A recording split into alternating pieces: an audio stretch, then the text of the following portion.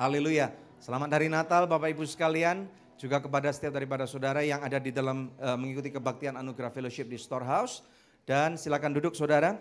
Dan tentunya juga tidak lupa menyapa setiap daripada jemaat online. Ya, keluarga kami yang online, yang ada dimanapun saudara berada, mungkin lagi hari ini ada di jalan, macetnya luar biasa di kota Jakarta pada hari-hari ini saudara ya. Dan kemudian apabila juga saudara lagi ada di tengah jalan, percayalah di tengah kemacetan, mari kita fokus kepada Tuhan, kita nggak mau kehilangan damai sejahtera gara-gara jalan macet saudara ya. Dan kalau saudara jadi luar kota atau bukan di Indonesia, saudara kami juga menyapa Anda, saudara boleh ketik, tekskan di mana posisi atau lokasi Anda berada. Kami ingin sekali mendengar siapa Anda, di mana Anda berada, dan kami mengucapkan shalom, damai sejahtera daripada surga, bukan saja ada di Storehouse, tapi juga bersama dengan Anda dimanapun Anda berada. Amin Bapak Ibu sekalian, kita yang Storehouse yang percaya katakan amin. Berikan kemuliaan yang paling meriah sekali lagi buat Tuhan. Haleluya. Saudara sekalian, suatu kehormatan sekali di Anugerah Fellowship secara official kita merayakan Natal pada tahun ini di tempat yang baru, yaitu di Storehouse saudara. Nah kalau Bapak Ibu sekalian yang sudah mengenal pelayanan Anugerah Ministries, beberapa tahun kita harus merayakannya bukan di tempat sendiri saudara ya. Biasanya di Belasa di lantai bawah, kadang-kadang kalau tempatnya dipakai harus naik ke lantai 6, kadang-kadang ke lantai 7 saudara. Tapi puji Tuhan, Tuhan baik saudara. Sehingga di tahun 2018 ini adalah satu tahun yang luar biasa banget ya. Sehingga Anugerah Ministries sekarang puji Tuhan kita mempunyai tempat sendiri yang namanya Storehouse. Dan jadi saudara, dan hari Minggu pun kita sekarang sudah ada kebaktian, puji nama Tuhan. Jadi saudara, saya percaya alasan satu-satunya kenapa kita hari ini sampai ada, itu bukan karena kehebatan manusiawi kita saudara ya. Memang benar Tuhan pakai kita sebagai manusia, tetapi kalau tidak ada kuasa Tuhan bekerja di dalam kehidupan kita, maka apa yang kita lakukan akan menjadi sia-sia saja. Ada amin saudara ya. Senang sekali melihat ada orang-orang tua daripada anak-anak mahasiswa adikku sayang. Boleh angkat tangan orang tua mahasiswa adikku sayang? Oke, puji Tuhan, amin. Baru pertama kali kenal, nanti saya ingin kenalan dengan setiap daripada Bapak Ibu sekalian. Terima kasih karena sudah mengizinkan anak-anak saudara bergabung bersama dengan kita, bersama dengan kami di sini. Dan kami berharap biarlah selama pendidikan mereka ada di sini, kami berdoa biarlah Tuhan pakai musim ini dalam kehidupan mereka, supaya mereka boleh dipersiapkan ya, supaya nama Tuhan nanti akan dipermuliakan melalui kehidupan mereka juga. Ada amin. Dan juga tentunya menyapa setiap daripada ketua center ya, Jakarta dan Bekasi dari adikku sayang. Kita tepuk tangan untuk mereka juga dong. Yang sudah tidak kenal lelah, angkat tangan dong supaya bisa disorot oleh kamera, puji Tuhan ya. Haleluya, ini adalah Natalan keluarga daripada Anugerah Ministries ya.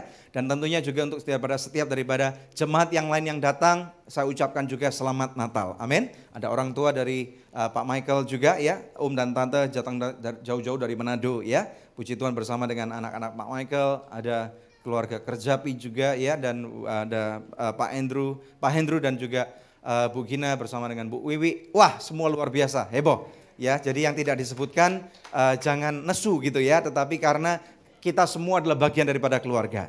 Ada amin, puji Tuhan. Sekali lagi kita berikan kemuliaan yang paling meriah buat Tuhan Yesus Kristus.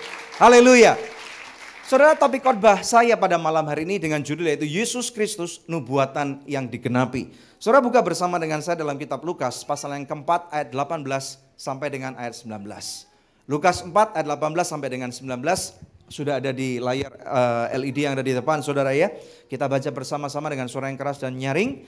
Siap saudara, kita baca ya. 2, 3. Roh Tuhan ada padaku, oleh sebab ia telah mengurapi aku untuk menyampaikan kabar baik kepada orang-orang miskin, dan ia telah mengutus aku. 19. Untuk memberitakan pembebasan kepada orang-orang tawanan dan penglihatan bagi orang-orang buta, untuk membebaskan orang-orang yang tertindas, untuk memberitakan tahun rahmat Tuhan yang telah datang. Bapak Ibu sekalian, saya percaya bahwa malam ini topik khotbah yang saya sampaikan ini memang bukan mengenai cerita tentang nativity atau kelahiran Yesus saja, saudara ya.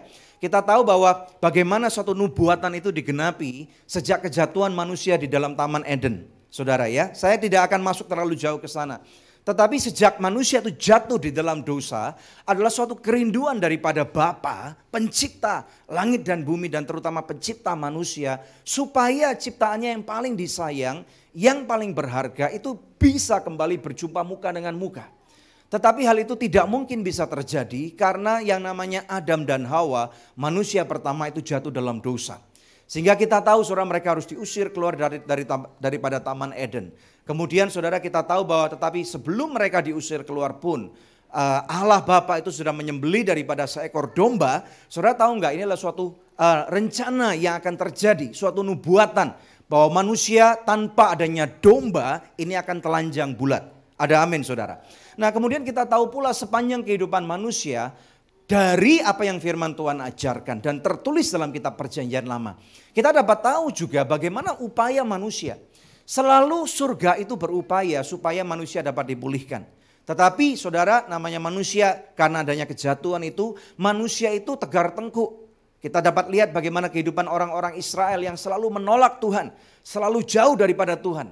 Bahkan Tuhan sampai memberikan hukum Taurat saudara. Ini hukum yang paling sempurna, hukum yang paling vital, hukum yang sangat luar biasa. Tetapi rupanya justru karena adanya hukum Taurat, manusia semakin jauh daripada Tuhan. Karena hukum Taurat ini semakin menunjukkan bahwa ketidakmampuan manusia untuk kembali kepada Tuhan. Kalau manusia menggunakan daya upayanya sendiri, maka tidak mungkin manusia akan dapat kembali kepada jalan yang benar. Ada amin saudara ya. Singkat cerita kita tahu kemudian kita memang tidak pernah bisa melupakan bagaimana kemudian Allah Bapa itu membuat suatu perencanaan yang sangat panjang. Saudara Bapak Ibu sekalian tahu enggak? Kalau kita lihat di akhir daripada kitab Perjanjian Lama ada satu kitab yang namanya Maleaki. Malam ini kita enggak akan buka saudara ya. Dan kemudian saudara tahu enggak bahwa di antara Maleaki dan Matius itu kalau di dalam Alkitab bahasa Indonesia cuma selembar kertas kosong. Betul ya saudara ya. Tetapi tahukah Anda bahwa pada waktu akhir daripada kitab Maleaki yang terakhir ayat terakhir itu saudara ya. Yang mengatakan bahwa di akhir zaman nanti itu akan membawa pemulihan antara ayah dan anaknya. Saudara setelah itu Tuhan diam. Allah Bapa itu diam. Tidak mau lagi menegur manusia dan itu lebih daripada 400 tahun. Karena apa saudara? Saudara saya percaya bahwa Tuhan itu mampu melakukan segala sesuatu. Tetapi melihat ulah manusia Tuhan itu seakan-akan sepertinya saudara frustasi. Dan sering kali diungkapkan dalam Perjanjian Lama sehingga makanya dia diam. Makanya saudara kalau kita ngelihat istri kita atau suami kita, kalau orang tua kita bahkan kalau mereka sudah frustasi itu kita diam saudara ya. Betul enggak? Yang terjadi karena apa? Karena itu niru dari patronnya saudara ya. Lebih baik memang diam daripada harus banting piring saudara. Betul enggak? Jadi kalau saudara lagi frustasi jangan kemana-mana. Saudara enggak perlu lagi minum minuman keras. Karena minuman keras tidak akan membawa pemulihan. Jangan lagi saudara pakai narkoba. Karena pakai narkoba itu akan semakin membuat saudara itu menjadi orang yang on. Saudara ya. Kami pernah melayani di sebuah panti narkoba saudara. Ada orang yang begitu aneh-aneh di sana saudara ya. Orang-orang yang bahkan pikirannya enggak pepek gitu loh saudara. Enggak 100%. Orang Jawa bilang pepek saudara ya. Bahasa Indonesia apa sih? Lengkap. Oke, betul. Pikirannya enggak lengkap saudara. Dan kemudian dokternya mengatakan kepada saya, Pastor Daniel tahu enggak orang-orang ini kita sebut apa? Oceng. Saudara, oceng itu tahu artinya apa? Otaknya melenceng saudara. Jadi jangan pakai narkoba karena narkoba tidak akan membawa damai sejahtera saudara. Saudara cuman seakan-akan ada di awan-awan tapi itu tipuan belaka. Itu adalah hormon otak saudara yang dipermainkan. Nanti jadinya oceng, otak saudara akan melenceng. Betul ya, jadi kalau ada masalah diam aja, lebih baik seperti Tuhan. Karena kalau saudara salah ngomong nanti akhirnya jadi emosi, jadinya ribut. 400 tahun Tuhan diam, tetapi kemudian sampai saatnya kesudahan, katakan sampai tiba kesudahan. Rencana Tuhan yang pernah dinubuatkan itu tidak pernah dilupakan. Malam ini kita tidak mungkin melupakan bagaimana kemudian suatu kisah ada seorang anak darah yang bernama Maria saudara. Itu kemudian dipakai oleh Tuhan untuk kemudian melahirkan janin atau daripada bayinya Yesus. Kita nggak melupakan itu. Kita tahu juga bahwa kita nggak pernah melupakan bahwa yang namanya Natal itu pada waktu malaikat di surga itu memberikan berita damai itu kepada siapa? Para gembala, saudara. Orang-orang yang ada di Padang, saudara ya. Bukan di Sumatera Barat, tetapi di Israel sana, saudara ya. Tetapi kita tahu pula bahwa Natal memang biasanya identik dengan orang Majus. Bagaimana mereka melihat ada satu bintang yang sangat terang sekali. Kemudian mereka tahu bahwa ini adalah seorang raja yang sangat besar. Yang datang yang tidak sama dengan raja dunia. Mereka mencari itu, saudara. Kita nggak melupakan ini. Bahkan kita tahu kita nggak melupakan juga bagaimana Yesus itu lahir di sebuah kandang. Karena apa? Orang tua jasmaninya, Yusuf dan Maria itu pada waktu traveling ke Bethlehem, mereka lupa untuk book online, saudara. Sehingga penginapannya penuh. Atau pada waktu mereka melihat ada yang namanya, wah ini terakhir, namanya kandang inn. Inn itu bahasa Inggrisnya hotel, saudara ya. Jadi pada waktu mereka, ini masih ada kandang inn. Mereka lupa cek TripAdvisor, saudara. Sehingga tidak tahu, saudara, bahwa yang namanya kandang inn, ini tempat parkirnya embek, saudara ya. Singkat cerita kita tahu pula, bahwa ternyata di sana bagaimana Yesus dilahirkan dalam kondisi yang sangat hina. Saya percaya di dalam ruangan ini, tidak ada satupun orang yang lebih hina daripada Tuhan Yesus. Dalam kondisi saudara dan saya dilahirkan, tidak mungkin kita dilahirkan minimal di rumah saudara. Minimal ada bidan, minimal ada kasur yang walaupun sponnya tipis cuma 5 cm. Saudara ya, tetapi tidak ada jerami yang ada di bawah, pantat kita. Betul? Saudara ya, Yesus lebih hina daripada kita. Karena gara-gara orang tuanya lupa cek kandang inn itu apa saudara ya. Kita nggak melupakan itu. Sekarang kita tahu juga saudara. Pada waktu kita fast forward 2000 tahun, sekarang di tahun 2018. Natal identik dengan kebanyakan orang pakai pohon Natal. Nggak apa-apa sih, boleh-boleh aja, memang menyenangkan melihat pohon Natal. Apalagi pada waktu hadiah, di bawahnya ada kado-kado Natal itu saudara ya. Menyenangkan banget. Apalagi kalau saudara malam ini bawa yang namanya ada hadiah dibungkus koran, nanti bisa tukaran kado saudara. Tanpa kita tahu apa itu isinya, betul nggak? Nah saudara, nggak apa-apa sih, tetapi kalau saudara sampai hari ini saudara belum punya hadiah Natal untuk keluargamu, atau untuk anak-anak saudara, atau untuk istri atau suamimu, itu juga nggak masalah. Tidak mengurangi esensi daripada arti Natal itu juga. Banyak di antara kita yang pakai baju baru pada malam hari misalnya ya. Kalaupun saudara tidak mempunyai kesempatan, mungkin nggak punya waktu, kalau nggak punya waktu sih nggak apa-apa saudara. Kalau nggak punya uang itu yang merasa susah. Betul ya? Tetapi ada kabar baik nih. Kalaupun saudara malam ini atau musim Natal ini tidak mempunyai kesempatan atau nggak mempunyai kemampuan untuk beli baju baru, dengar baik-baik, ada kabar baik yang lebih berharga daripada baju baru. Keselamatanmu tidak dihitung dengan baru atau bekasnya baju yang kau pakai. Yang percaya katakan amin. Ini kabar baik daripada surga. Kita berikan kemuliaan yang paling meriah kepada Tuhan Yesus Kristus. Nah makanya saudara, di dalam ayat ini adalah ayat yang istilahnya itu yang menentukan, saya tidak berkata bahwa Yesus tidak akil balik. Tetapi ini adalah ayat yang pertama kali Yesus baca pada waktu sebelum dia resmi memuridkan murid-muridnya. Saudara, di dalam Lukas 4 ini dikatakan ada roh Tuhan ada padaku. Dia pergi ke suatu sinagoga, saudara ya. Dan kemudian dia buka, ini ada di Nazaret saudara tempatnya. Dia buka dan kemudian dia baca di antara kerumunan orang-orang itu. Dan kemudian di sana dikatakan roh Tuhan ada padaku. Oleh sebab ia telah mengurapi aku untuk menyampaikan kabar baik kepada orang-orang miskin dan ia telah mengutus aku. Saudara, ayat yang sama ini sudah tertulis ribuan tahun sebelumnya dalam kitab Yesaya.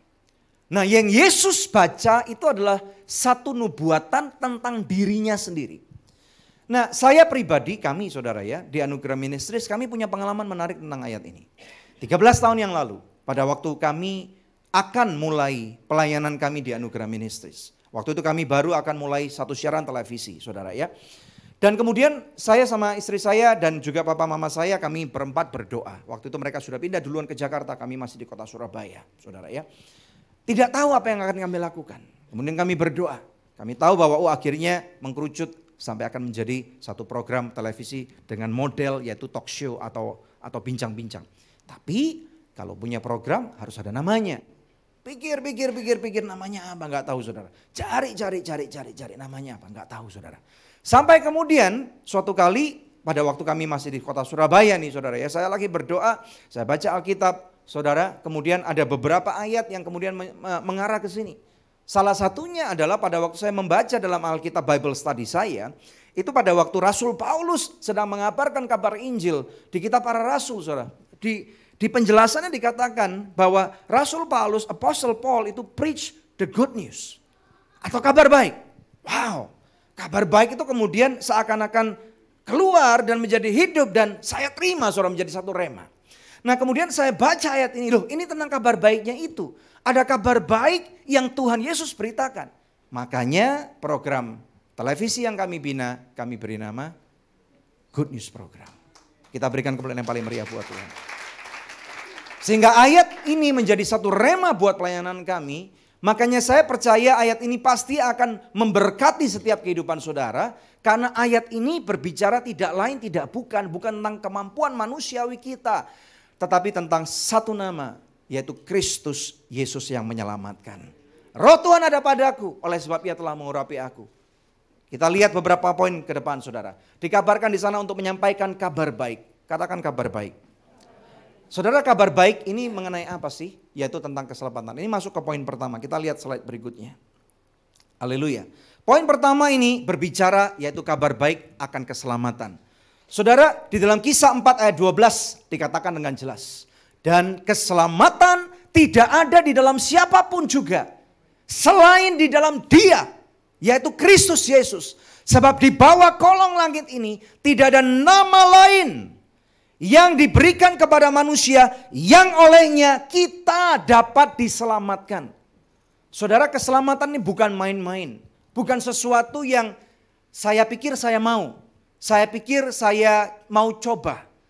Memang saudara, pada waktu kita menawarkan tentang kekristenan atau keselamatan kepada orang yang belum percaya kepada Tuhan Yesus, kita boleh saja mengatakan, you silakan coba, kamu silakan coba. Tetapi sekarang kita tahu, dulu pada waktu saya belum menjadi orang Kristen, saya masih maju mundur saudara. Saya banyak sekali galaunya. Kegalauan saya salah satunya adalah berkata, kalau kita belajar peribahasa dalam bahasa Indonesia dikatakan ada 1000 atau 100 jalan menuju ke Roma. Saya debat, saudara, waktu itu Pastor Debbie kami lagi pacaran. Saya katakan kalau ke Roma aja ada 100 jalan, masa sih ke surga? Cuman ada satu nama, melalui satu jalan namanya Yesus Kristus. Saudara, memang waktu itu dia nggak bisa menjelaskan kepada saya. Sampai ada satu hamba Tuhan yang kemudian membantu menjelaskan kepada saya. Saudara, memang benar tidak ada upaya yang terbaik daripada manusia untuk dapat membuat saudara dan saya diselamatkan. Ada amin. Tidak ada satupun dalam ruangan ini yang adalah konglomerat Jakarta. Ada enggak? Coba lihat kiri kanan. Katakan belum gitu. Lebih baik belum kan saudara ya? Berarti kita masih punya harapan nih saudara. Ada amin. Ya, coba lihat kiri kanan, katakan belum. Amin. Memang secara finansial kita bukan konglomerat Jakarta. Tetapi saudara, karena nama Yesus kita menjadi anaknya surga. Lebih mulia, lebih berharga daripada konglomerat siapapun juga. Yang percaya katakan amin. Karena apa saudara? Yesus pernah berkata bahwa tiada jalan kepada Bapa selain melalui aku. Akulah jalan, kebenaran dan hidup itu. Tidak ada jalan yang lain. Satu-satunya. Cuman satu saja. Tidak ada jalan yang lain. Saya tidak berkata bahwa kepercayaan yang lain itu jelek, saudara. Tidak. Bukan tugas kita untuk mengatakan bahwa kita lebih baik. Tidak. Kita bukan lebih baik. Tetapi kita cuman satu-satunya jalan untuk menuju surga. Enggak ada cara yang lain. Kalaupun seluruh konglomerat di Jakarta itu berkumpul, saudara. Semua uang mereka didermakan untuk menyekolahkan semua anak orang miskin. Untuk membantu korban di Palu, untuk membantu orang-orang yang gak punya rumah. Orang yang gak bisa sekolah saudara. Bahkan untuk disumbangkan buat makeover gereja manapun juga. Tetapi kalau mereka tidak percaya kepada nama Yesus, mereka tidak bisa masuk ke surga. Kalaupun saudara berbuat saleh, saudara sampai puasa, sampai kering tulangmu, saudara. Dan kemudian sampai ditiup, itu saudara terbang. Saudara makan bukan cuma 7 tetapi 9 macam bunga. Yang 2 itu mungkin bunga kaktus, saudara. Bayangkan, ya. Dengar baik-baik, saudara semedi di bawah air terjun apapun juga. Saudara makan tanah, kuburan apapun juga malah sakit perut nanti, saudara. Engkau tidak mungkin bisa masuk surga. Kecuali percaya dengan nama ini, yaitu Kristus Yesus. Yang percaya katakan amin. Berikan kemuliaan yang paling meriah buat Tuhan. Inilah kabar baik akan keselamatan ini. Ini adalah hadiah terbaik daripada surga. Tadi sewaktu kita menyembah bersama-sama, saya benar-benar mau memfokuskan perhatian saya kepada Tuhan Yesus.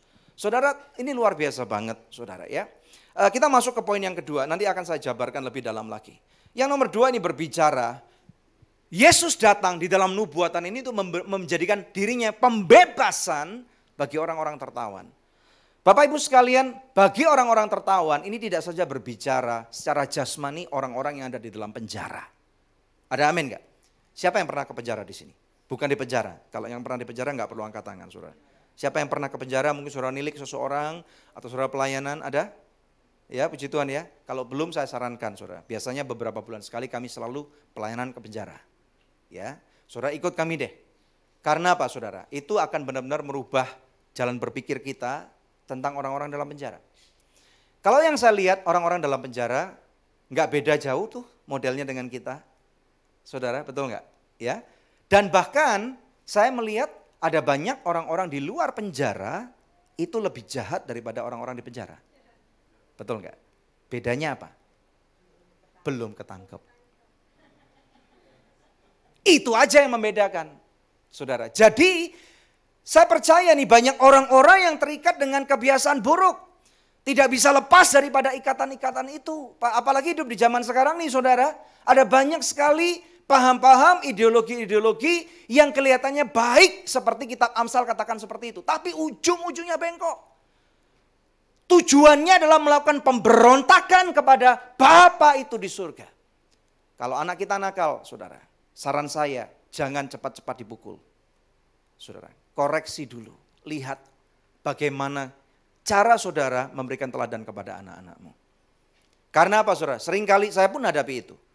Saudara, anak-anak saudara tidak sempurna, anak-anak saya juga tidak sempurna. Kadang-kadang kalau anak saya lagi bertingkah, saudara kadang-kadang jengkel. Betul nggak ya? Orang tua di sini ada orang tua? Betul ya? Jengkel nggak kalau anak-anaknya bertingkah? Nah tapi semakin orang tuanya tidak punya waktu untuk anak-anak, semakin tidak pernah memperhatikan, maka biasanya ini akan berbanding arah dengan anak-anaknya yang akan semakin punya maunya. Nggak bisa diatur saudara. Kayaknya kita mau pukul saudara. Semakin dipukul semakin jadi. Anak-anak itu semakin apa saudara? Berontak. Nah ini yang terjadi. Ada begitu banyak orang-orang yang berontak kepada Allah Bapa. Sehingga akhirnya mereka terikat. Mereka marah. Mereka ngamuk. Mereka frustasi saudara. Nah tetapi ada kabar baik sekarang. Saya tidak tahu ikatan apa yang mengikat saudara. Termasuk Anda yang online. Termasuk Anda yang kebetulan pertama kali mendengarkan khotbah atau ikuti kebaktian di gereja. Saudara, apapun ikatan yang saudara punya, percaya sama saya, ahli psikolog bahkan itu menjadi lebih kaya karena seseorang atau ada banyak orang-orang yang mencoba untuk supaya bisa lepas daripada ikatan-ikatannya pribadi tanpa mengandalkan Tuhan. Tidak ada cara yang lain untuk lepas daripada ikatan kecuali engkau mengenal sumber kehidupan. Pada waktu kita mendekat kepada Tuhan, saudara, ada satu damai sejahtera yang kemudian turun. Kata Rasul Paulus, adalah damai sejahtera yang tidak bisa dipikirkan oleh pikiran manusiawi kita. Padahal uang gak cukup, betul ya? Padahal sakit penyakit belum disembuhkan, padahal belum dapat pekerjaan yang tetap, dagang juga masih sepi, naik turun. Tetapi pada waktu engkau mendekat kepada Tuhan, ada satu faktor damai sejahtera itu yang tidak dapat kita pikirkan oleh pikiran kita saudara. Sehingga akibatnya pada waktu kita punya damai sejahtera, dampaknya kita nggak lagi ribut. Kita berdamai sudah dengan Tuhan. Karena apa saudara? Kita tahu ada satu tujuan hidup yang sangat mulia. Nah biasanya pada waktu kalau kita kepada Tuhan, Tuhan sudah memberikan segala-galanya kepada kita, waktunya kita mendekat. Kalau kepada anak-anakmu, semakin engkau mendekat kepada anak-anakmu, semakin saya meluangkan waktu untuk anak-anak saya, semakin dia dapat mengerti apa yang saya kehendaki dalam hati saya, semakin saya dapat mengarahkan kepada Tuhan, saudara, semakin dia tidak terlalu bertingkah, semakin dia tidak berontak. Nah ini yang terjadi. Ada kabar baik malam ini. Apapun keterikatanmu, ada banyak orang-orang di luar sana yang masih terikat oleh rokok. Mau lepas dari rokok aja susah loh. Hari Minggu saya kemarin khotbah di suatu gereja. Kemudian pulang waktu saya lagi di parkiran. Jemaatnya lagi di senderan di samping gereja. Ngapain saudara? Rokok. Saudara. Seakan-akan itu sudah menjadi hal yang apa ya? Ya udah gimana saya nggak bisa lepas. Apalagi mau bicara tentang minuman keras. Apalagi bicara tentang perjudian. Bagaimana caranya bisa lepas? Saudara. Apalagi kalau kita bicara tentang hubungan-hubungan yang tidak sehat. Zaman ini ada begitu banyak hubungan-hubungan yang misalnya bahkan dengar ya, orang cerai pun sudah nggak perlu mikir. Betul nggak? Itu ikatan saudara. Karena apa? Maunya berontak kepada Tuhan. Menunjukkan bahwa aku bisa kok tanpa kamu, aku bisa kok tanpa kamu. Padahal itu sumpah janji yang diberikan bukan kepada pasanganmu saja, tapi kepada Tuhan. Betul nggak? Ada amin saudara. Nah banyak orang, kalau 30 tahun yang lalu, berarti tahun berapa tuh? Berarti tahun 90-an ya, saudara ya. Kalau mau cerai itu mikir, nanti apa kata orang? Betul nggak? Malunya minta ampun. Semakin kesini, saudara ya, kalau bertemu dengan orang-orang yang sekarang beken-beken ngetop-ngetop, saudara kalau ditanya status pernikahanmu apa? Cerai, divorce. Jadi kita akan melihat, nggak apa-apa tuh kelihatannya tuh. Bahkan saya punya beberapa teman-teman saudara yang cerai, saudara bukan lagi seperti orang Indonesia. Kalau orang cerai Indonesia kan menakutkan saudara ya. Bukan cuma piring pecah, rumah pun bagi dua saudara. Betul nggak? Ya, mereka bisa akur. Bekas suami, bekas istri berkumpul bareng. Wah keren banget ini saudara. Kayak sinetron, bukan lagi Korea, sinetronnya Amerika saudara. Mereka bisa berkumpul saudara. Anaknya dari pernikahan yang itu dengan pernikahan anak yang ini bisa kumpul bareng, bisa makan, bisa panggil hai daddy, daddyku ada dua. Wah keren banget gitu kayaknya. Nggak apa-apa sih, tetapi saudara, hal itu malah membuat orang-orang yang struggle dengan pernikahannya menjadi kemudian berpikir bahwa nggak apa-apa tuh, mereka cerai juga baik-baik saja kok.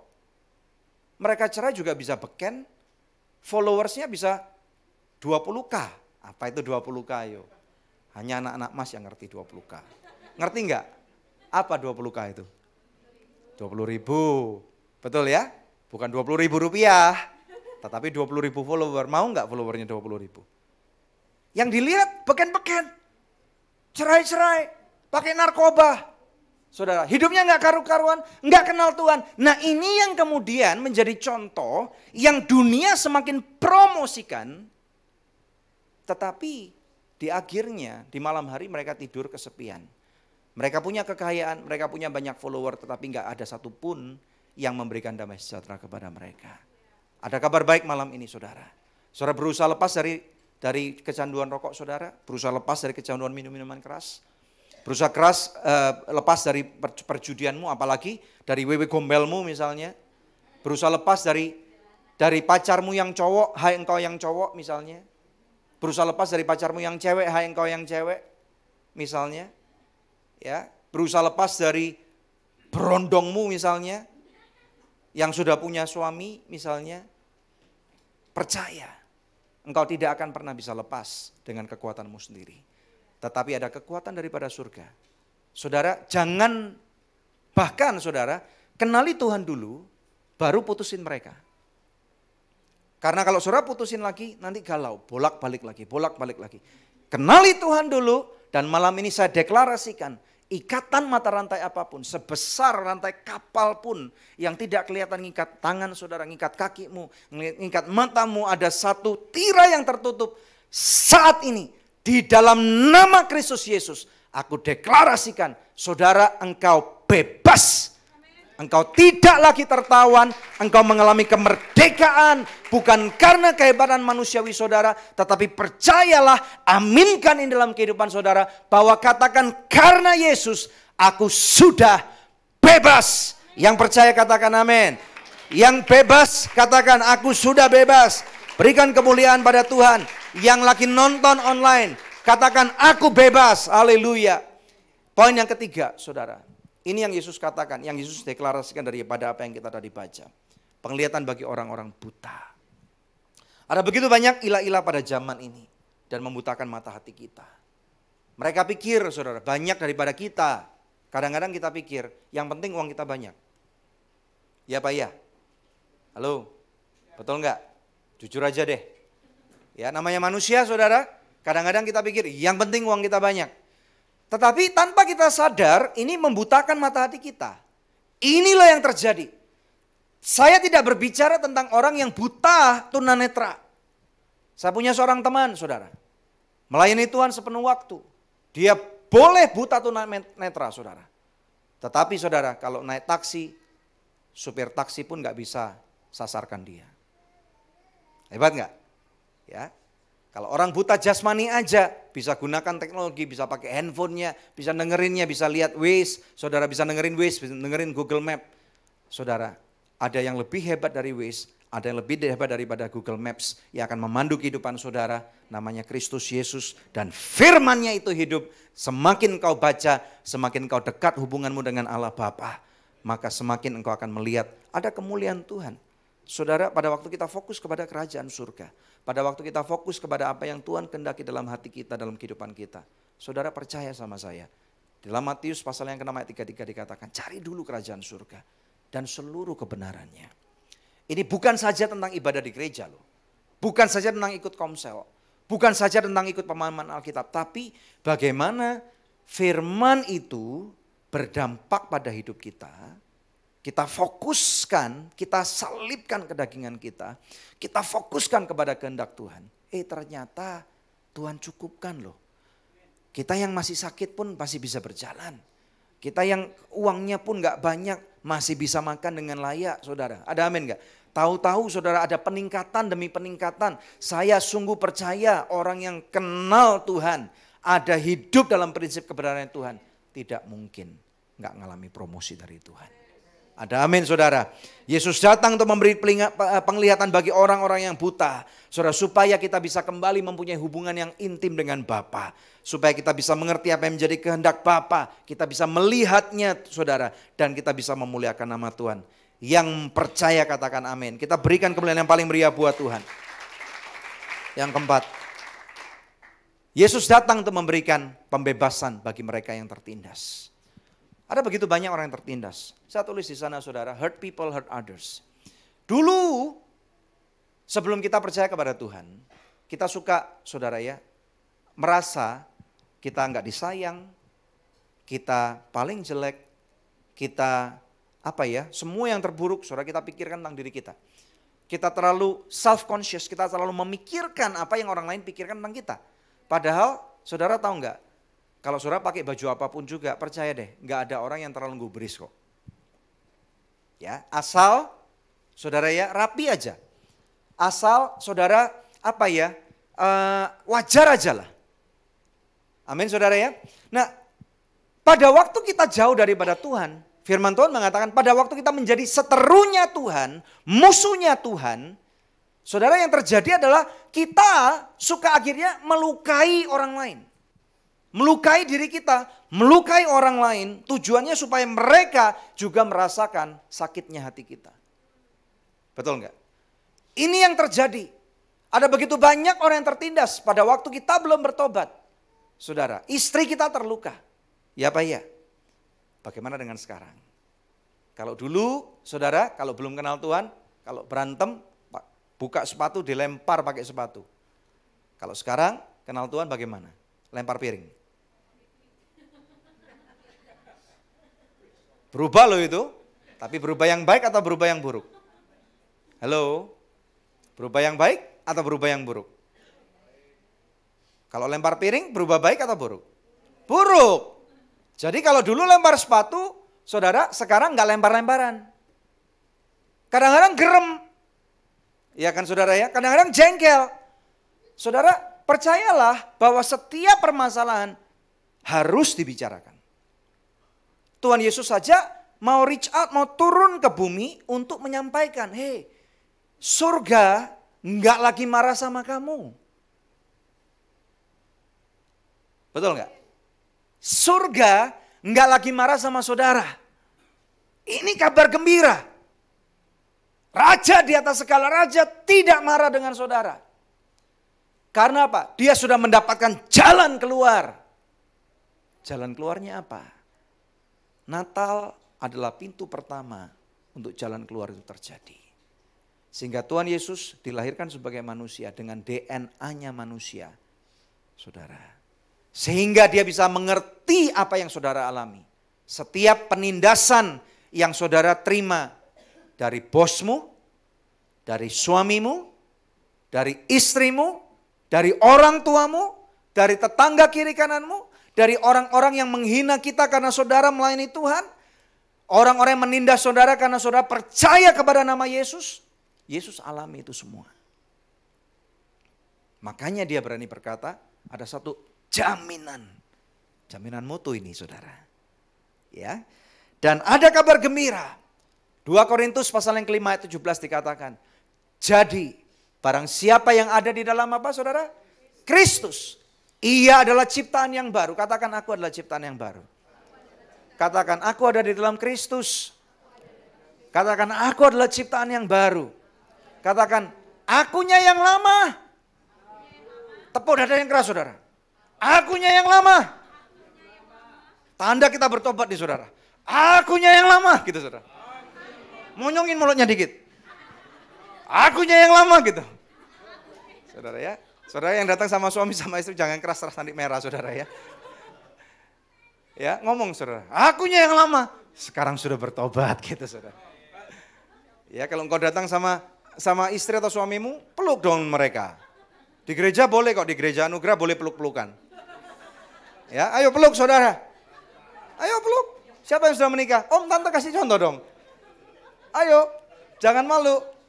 Ya, jangan berjauhan. Pak siapa namanya? Bapak Gobi. Oh ini toh Bapak Gobi. Oke, peluk dong Ibu Gobi. Oh. Ya, peluk dong. Cium bila perlu. Nggak jangan takut. Di Anugerah Church boleh Pak, silakan. Asal murimnya gitu ya. Nah itu penting. Ya betul ya, ada amin. Jadi yang lama sudah berlalu, sesungguhnya yang baru sudah datang. Karena yang baru ini bukan karena kemauan kita, tetapi karena Kristus ada pada hati saudara. Haleluya. Jadi seperti mesinnya diganti gitu loh. Saudara ya, perubahan yang terjadi pada kehidupan kita sebagai orang Kristen itu dari dalam keluar. Makanya saudara tidak ada cara yang lain, nggak ada jalan pintas. Kalau saudara ada gereja, pergilah ke gereja. Rajinlah ada di sana, tertanamlah di gereja itu. Dan bukan cuma ke gereja, bacalah firman Tuhan. Milikilah satu konsistensi saudara. Konsisten baca, nggak usah banyak-banyak deh, satu pasal aja satu hari. Terus lakukan, setia terus saudara. Maka saudara akan melihat bahwa ternyata akan ada sesuatu yang lama, yang jelek-jelek itu kemudian sepertinya hilang. Yang baru sudah datang karena engkau diisi secara konstan dengan firman yang hidup. Dengan air yang baru. Enggak percaya? Coba saja. Saya ngalami ini saudara. Dulu kalau saya ngomong dengan teman-teman saya, semakin ngomongnya kotor, semakin seru gitu kan saudara ya. Sekarang kalau saya mau ngomong kotor kayaknya aku gak enak. Dengerin orang ngomong kotor aja gak enak saudara. Saudara yang sudah mengerti kalau makanan itu harus ditutupin supaya gak ada semut, gak ada lalat saudara ya. Sudah terbiasa dari kecil seperti itu. Saudara kemudian pergi ke suatu tempat, saudara makan di Amigos. Tahu Amigos gak? Tahu Amigos? Tahu apa itu? Agak minggir got sedikit itu loh saudara. Itu Amigos namanya. Ya. Itu Amigos namanya. Ya di sana kebetulan sampingnya itu ada tong sampah. Dan kemudian ada lalat-lalat yang hijau. Nah orang yang tinggal di daerah sana udah terbiasa. Saudara, mereka udah pokoknya makan aja nggak masalah. Tapi saudara yang terbiasa dengan daerah yang bersih, saudara ngelihat semakin lalatnya hijau gede-gede, saudara mau makan kayaknya nggak deh gitu. Betul nggak? Karena apa? Dalam dirimu satu believing system, kepercayaan saudara nggak bisa terima karena engkau sudah baru. Makanya pada waktu engkau udah lama nggak ketemu dengan teman-temanmu yang aneh-aneh, yang jahat-jahat, yang nakal-nakal, ketemu dengan mereka jadi nggak nyaman lihat saudara. Karena memang saudara, Tuhan panggil kita untuk dipisahkan. Haleluya. Karena ada satu tujuan mulia nih. Memang manusiawi kita, bukan kadang-kadang, sering kita jatuh dalam dosa. Makanya kita perlu berpegang teguh pada Tuhan. Semakin kita sering jatuh dalam dosa, dengar baik-baik, surga tidak marah sama saudara. Hanya tipu muslihat daripada iblis yang mengatakan kamu gak layak. Ke gereja gak layak, kasih persembahan gak layak, kasih perpuluhan gak layak. Saudara ya, buka Alkitab gak layak, semua gak layak. Betul gak? Supaya apa? Supaya kita dibohongin nih saudara. Dikatain surga masih marah sama kamu. Tuh kamu ngerokok lagi. Tuh kamu mesum lagi. Tuh kamu pikiran kotor lagi. Tuh kamu nyelewengin sesuatu lagi. Tuh kamu mukul istrimu lagi. Tuh kamu misalnya nendang kucingmu lagi. Saudara. Diingetin bahwa surga marah padahal ada kabar baik. Tuhan datang untuk membebaskan saudara dan saya yang tertindas. Ada kabar baik buat saudara sekalian, bahwa surga tidak lagi marah kepada saudara, tetapi surga bersuka kepada setiap daripada saudara sekalian. Yang percaya katakan amin. Berikan kemuliaan yang paling meriah buat Tuhan. Yang kelima, poin terakhir, ini sangat penting saudara. Memberitahukan tahun rahmat Tuhan telah tiba. Saudara, tadi selagi saya menyembah di sana, Tuhan ingatkan saya, ini luar biasa banget saudara. Bukan cuman Tuhan Yesus lahir di kandang yang hina. Bukan cuman itu. Tetapi saudara, kalau Bapak Ibu sekalian di sini kan ada banyak hamba Tuhan ya. Saudara pasti tahu ada satu khotbah Tuhan Yesus di Matius 25 yang ada tiga bagian, yang bagian terakhir ada kambing dan domba. Masih ingat nggak? Siapa yang kambing, siapa yang domba?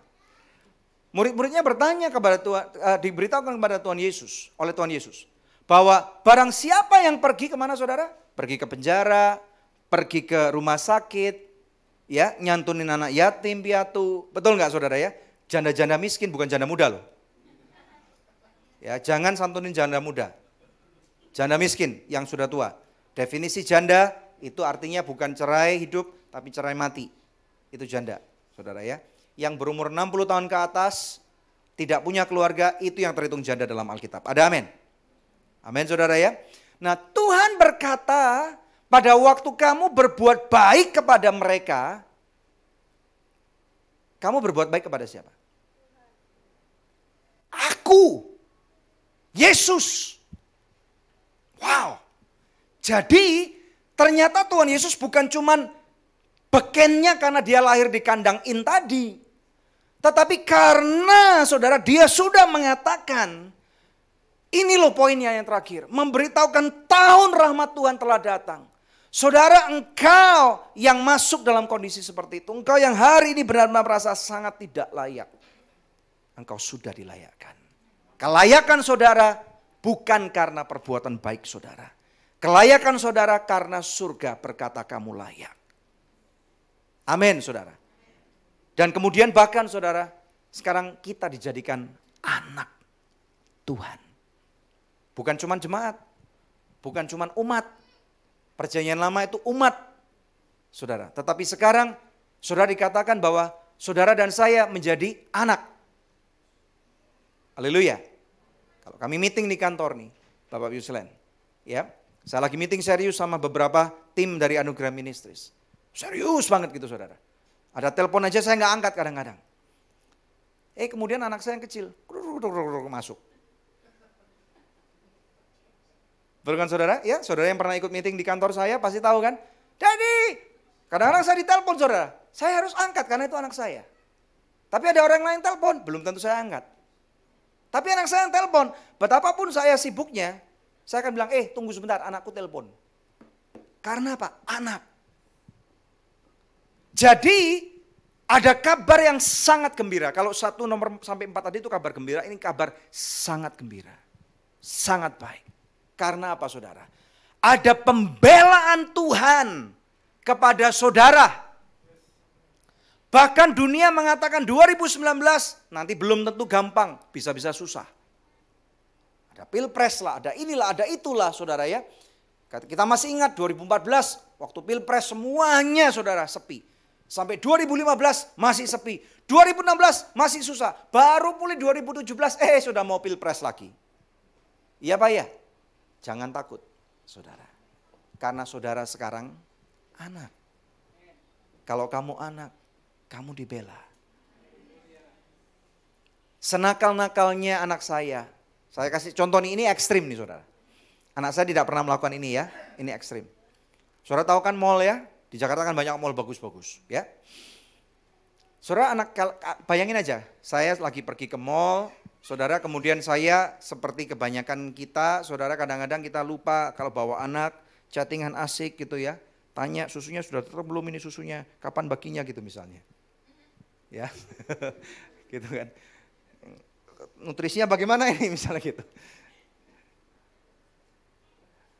Terus kemudian yang nggak ngerti nggak ketawa, tapi yang ngerti mulai ketawa gitu. Karena tadi sore bincangannya susunya baginya seperti apa gitu. Betul nggak? Ya. Oh ini untuk program adikku sayang, bukan susu yang nenek, bukan saudara ya. Karena anak-anak adikku sayang, terutama yang belum mahasiswa, setiap hari dapat susu. Nutrisi saudara, dan itu harus dibagi. Jadi ada sponsor yang ngirim ke Bekasi dalam jumlah berapa puluh dus gitu, dan itu harus dibagi. Sekarang muridnya sudah banyak, nah supaya nggak ribut, ada yang bilang udah deh jangan ribut, malu gitu kan. Saya tahu kok saudara, saya ngikutin. Ya. Jadi saya lagi asik ini, anak saya, saudara ya tiba-tiba mecahin kaca etalase toko. Jebret. Ini nggak pernah loh ya, nggak pernah. Anak saya nggak sampai segila itu. Percaya deh saudara. Ini contoh ekstrim. Ya.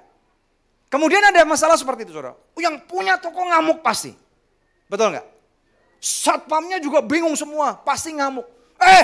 Lu anak nakal. Yang punya toko apalagi saudara, ganti. Betul kan ya? Kita sebagai orang tua gimana? Gimana saudara? Iya pak, di rumah nakal itu pak, hajar.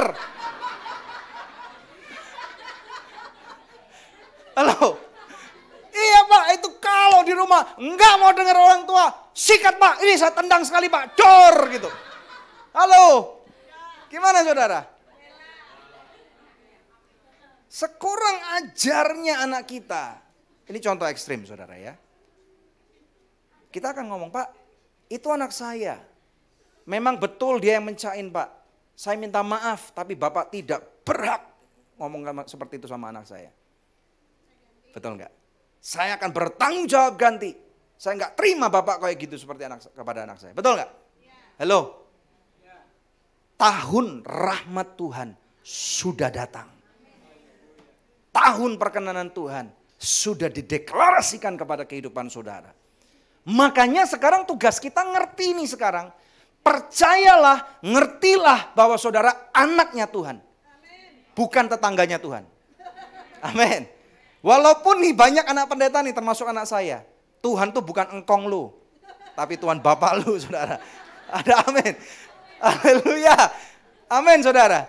Enggak ada di surga engkong atau nenek, enggak ada. Haleluya. Jadi marilah kita terima ini. Kalau kita mulai mengerti ini, saudara, aku sebagai anaknya raja, maka kita akan bertingkah laku berbeda. Mempunyai pandangan yang benar. Kita boleh susah secara jasmani. Hidup kita mungkin makannya masih tempe sama tahu.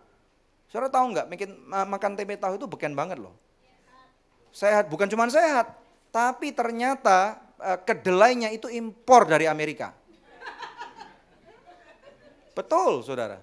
Pemerintah Indonesia sampai dengan hari ini kalau saya tidak salah nih ya, masih tempe tahu kedelai itu yang dijual di pasar masih bukan produksi lokal.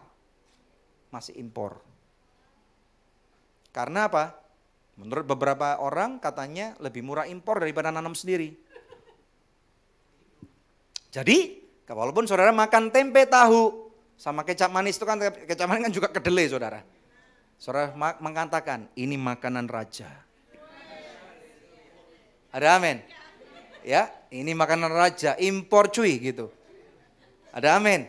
Cuman belinya aja di pasar gitu, padahal itu impor bahan bakunya. Ada amin saudara. Mulailah mengerti, mulailah tahu, mulailah percaya, maka saudara akan mulai melihat bahwa ternyata, hey, memang hidupku masih belum maksimal nih. Tapi sekarang aku mau belajar lebih tahu apa yang Bapak saya ngomongkan tuh. Saya mau tahu nih sekarang. Maka saudara akan mulai tahu bahwa ada yang namanya panggilan. Nah pada waktu seseorang mulai mengerti panggilannya, saudara akan mulai melihat bagaimana surga itu terbuka bagi saudara. Saya tidak berkata hidupmu akan menjadi orang yang paling kaya di Jakarta, engkau akan menjadi orang yang paling top di Bekasi, atau paling hebat di kampusmu misalnya, bukan tentang itu. Tetapi bagaimana saudara akan melihat pembelaan surga itu nyata pada saudara. Saya percaya orang yang mengerti bahwa dia anaknya Tuhan. Orang yang tahu apa itu panggilannya. Makanya saudara, kalau saudara tidak tahu panggilan saudara, sayang sekali. Kenali panggilanmu. Bukan cuma sebagai jemaat. Kalau sebagai jemaat setiap orang bisa. Betul ya? Dari zaman dulu sampai zaman sekarang sampai zaman yang akan datang gampang jadi jemaat. Tapi menjadi orang yang tahu panggilannya ini tantangan. Saya melihat hanya orang-orang yang tahu panggilannya. Maka orang itu akan mendapati bahwa ada buah-buah kehidupan yang akan muncul dalam kehidupannya. Bagaimana hidupmu berbuah, bagaimana hidupmu akan mengalami perkenanan Tuhan. Bagaimana saudara, ada saya katakan favor. Favor itu bahasa Inggris saudara, bahasa Indonesia apa sih? Keberpihakan. Hebat gak? Tuhan berpihak pada saudara loh. Sama seperti tadi ada contoh tadi nih saudara, kita berbuat salah nih, iblis mendakwa kita, Tuhan katakan kamu gak pantas ngomong itu anak saya. Saya bela dia, saya sudah mati buat dia, saya sudah disalib buat dia. Bilur-bilurnya masih ada nih, masih kerasa sakitnya dia bilang. Lu jangan main-main dia bilang, itu anak gua, lu gak boleh ngomong gitu sama anak gua. Saudara, karena apa? Saudara berharga di mata Tuhan. Berikan kemuliaan yang paling meriah buat Tuhan. Lebih dahsyat lagi saudara, keberpihakan surga itu nyata pada kehidupan saudara. Di akhir kata saya berdoa gini saudara. Biarlah Bapak Ibu sekalian di tahun 2019, saudara akan mulai melihat. Tidak semuanya akan mudah. Ada tantangan-tantangan yang lebih besar dari 2018. Tetapi saudara akan lihat bagaimana surga itu akan membukakan nomor satu, hati saudara dulu untuk mengerti apa yang menjadi kehendaknya. Supaya engkau tahu panggilanmu apa. Baru pikiranmu akan terbuka daripada Tuhan. Baru engkau akan mengerti maksud dan tujuan hidup saudara. Baru engkau tahu kebaikan-kebaikan Tuhan selama ini. Baru engkau tahu pembelaan-pembelaan keberpihakan Tuhan. Selama ini walaupun selama ini engkau belum sadar. Mari kita bangkit berdiri. Siapkan diri saudara, tim musik silakan kembali ke tempatnya, kita akan berdoa. Yes, nanti kita akan nyalakan lilin, boleh saudara. Tetapi sebelum kita nyalakan lilin, saya minta kita fokus dulu kepada Kristus. Saudara yang ada di rumah, ada di jalan saudara. Siapapun yang menonton dengan cara apapun juga. Fokus kepada Kristus. Kristus bukan saja ada di sini, tetapi juga ada di sana. Dia membelamu karena engkau biji matanya. Pejamkan mata saudara. Haleluya.